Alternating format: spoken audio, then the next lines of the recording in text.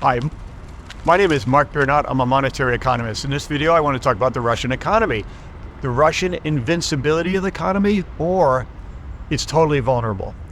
And Radosław Sikorski, the foreign prime minister of Poland, I'm in Poland right now, has stated to his underlying premise, and he has a very firm stance against Russia. One, Russia challenges Western values, stability, and economic stability around the world, and to allow it to succeed in its current geopolitical push would encourage despotism around the world. And his second claim is that Russia is not invincible, and I support that claim. On this channel, I continuously show examples why Russia is not invincible.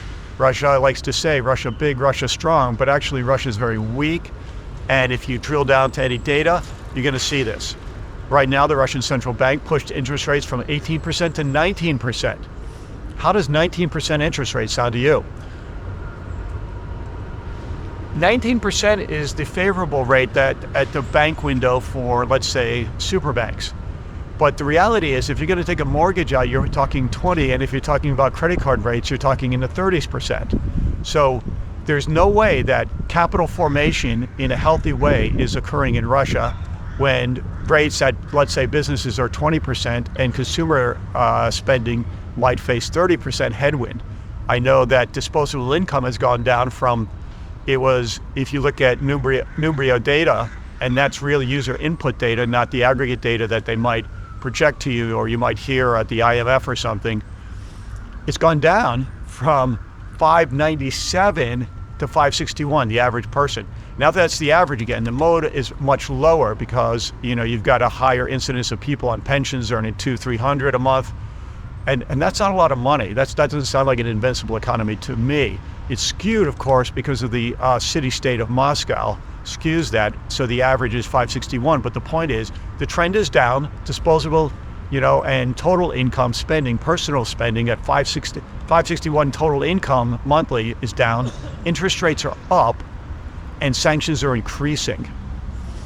So these sanctions, everybody's Kazakhstan is the big place. It's the port city where everybody gets around sanctions. Western European countries and other countries around the world, are importing things into Kazakhstan. And if you look at the graph and the data, it goes up, and then they're exporting it to Russia, Kazakhstan. But that's not real, because it is partially real, and the West is clamping down on those sanctions. But Kazakhstan is a very roundabout way to go about it. Think about the United States. Have you ever been to a port city like Savannah and seen the container ships, or Jacksonville, Florida, or Newark, on the West Coast, San Francisco, LA, any of these major hubs, or even up, at the Great Lakes? It's just an endless sea of trains, ships, and infrastructure built around importation and redistribution. When you take a place like Kazakhstan, which is fairly remote, out of the way, maybe they can bring it on trains somehow, it can't match or even the logistical hubs of, let's say, Amsterdam or the West, or any place that is really set up professionally to import goods. What they're doing is actually they're, importing only the priority things like dual use components, electrical components that might go into their geopolitical event. They may claim it's a consumer good, get some roundabout way to go to Kazakhstan, and then import it to the Russian industrial complex. But still, my claim is sanctions are just squeezing Russia, and the proof in the pudding is income is going down, inflation is going up. And it doesn't make sense that inflation is now going up. It's not the 8% that they claim. It's, again, I always say it matches about the interest rate, 19% minimum. And they're claiming that's high consumer demand, but that's not. That's shortages. Because personal income doesn't go from, $597 a month to $561 a month, which is nothing, and you have rapid inflation. That all comes from shortages. Now, the counterclaim, I've made claims that there's going to be food shortages, and there's shortages everywhere that are appearing in Russia, and winter is coming. People, YouTubers, propagandists, Russian propagandists have shown, this is the market, and we're overflowing with the cornucopia of goods. I'm a skinny guy. I know something about food. My life revolves around lunch and dinner. I basically work out and so I can eat more. And in fact, I used to actually work in the market not far from here, Started Klepash, actually just to increase my language skills, but I am a grower as well as an economist, so I know something about this. Food shortages will come to Russia, and that's contrary to what people are showing. The reason they're showing this cornucopia is it's the harvest time now. Let's see them. I challenge you to show that in January, December. When you do, food shortages always are a distribution problem, not a production problem. And the distribution and the muddy roads and everything being channeled into geopolitical event as well as the sanctions are not going to fare well. And that's why there's shortages, and that's why the evidence for shortages is increased inflation, because you don't have inflation when actual income is going down. Personal income monthly is going down to 561. That's based on Numbeo data. You can check it out yourself. So if you're a logical, intelligent, objective thinker, explain to me how personal income is going down and is down to a pittance of 561 a month based on user input data, and yet inflation is rampant. It's because of shortages. Now, how do they circumvent this? Obviously, they circumvent it through Kazakhstan, and not everybody, especially with food, for example, restricts import to Russia. You've got countries like Turkey with figs, olives from Morocco, sweet potatoes from Egypt. You've got even foodstuff from India and China.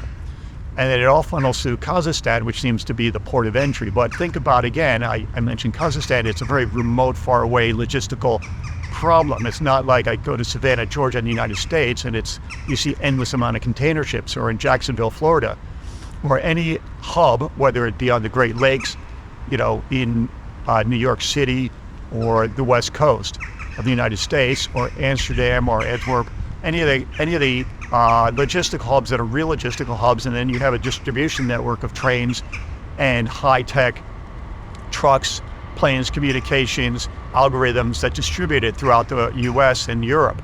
That is not the case when you're hauling some, let's say, I don't know what, sweet potatoes from Egypt across the Middle East going to Kazakhstan, and then you expect that to appear fresh on a market. In the winter, what happens is there are a lot of green things, and these are going to be perishable. So the rural countries, I again challenge YouTubers to show me that in January, what the markets look like. There are going to be shortages. Russia is not invincible. Radosław Sikorski, the Polish foreign minister, has made two claims. He says, one, Russia, if it's allowed to continue in this current geopolitical event, will destabilize the world with despotism and economic problems, and that's true. And two, he says Russia is not invincible, and I support that claim.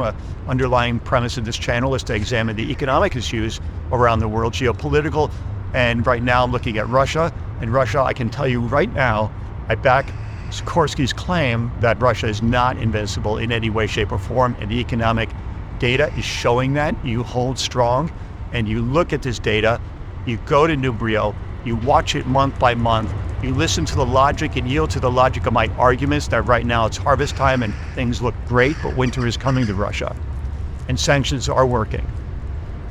So I wanted to give you an update because the Russian central bank pushed up interest rates, 18 to 19%. That's in contrast to US rates that are going down. We're at 5.25% approximately, and we're going down to 4% because inflation is down. So when people try to compare the West to, Russia with our household income of what, 70, let's say we've stagnated at $75,000 a year. Russia's going down at $561 a month. Rent is $397, and there's not a lot for food. And that's the truth. Some Russian YouTuber held up a fish saying, oh, it's only $15. My goodness, that 160 or whatever differential between rent and income.